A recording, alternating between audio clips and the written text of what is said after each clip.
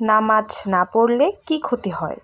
ভাবো তো, তুমি সারাদিন এত ব্যস্ত, পড়া, কাজ, ফোন, বন্ধু, কিন্তু দিনে মাত্র 5 বার কয়েক মিনিট সময়, তাও কি আমরা আল্লাহর জন্য দিতে পারি না?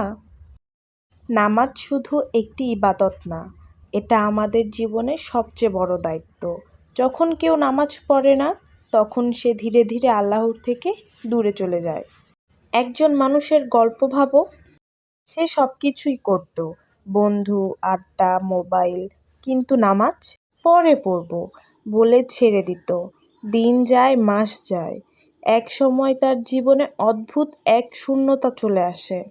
মনটা অশান্ত লাগে, কোনো কিছুতেই শান্তি পায় না, কারণ সে তার রবের সাথে সম্পর্কটাই ভুলে গেছে।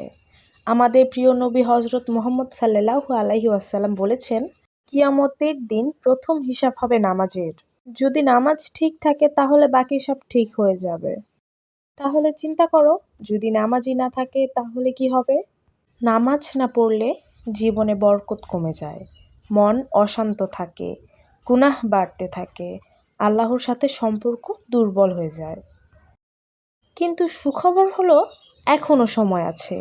তুমি আজ থেকেই শুরু করতে পারো। একটা নামাজ দিয়েই শুরু করো, ধীরে ধীরে 5 ওয়াক্তে নিয়ে যাও। মনে রেখো, নামাজই তোমাকে অন্ধকার থেকে আলোতে নিয়ে যাবে। তাই আজ থেকেই সিদ্ধান্ত নাও, যাই হোক আমি নামাজ ছেড়ে দেব না। কারণ আসল সফলতা দুনিয়াতে না, আসল সফলতা আখিরাতে। নামাজ মানুষকে খারাপ কাজ থেকে দূরে রাখে এবং ভালো পথে চলায়। যে নামাজ পড়ে তার জীবনে আল্লাহর রহমত ও বরকত বাড়তে থাকে। নামাজ না পড়লে মন ভারী লাগে এবং ভেতরে এক ধরনের শূন্যতা তৈরি হয়। নিয়মিত নামাজ মানুষের চরিত্র সুন্দর করে তোলে।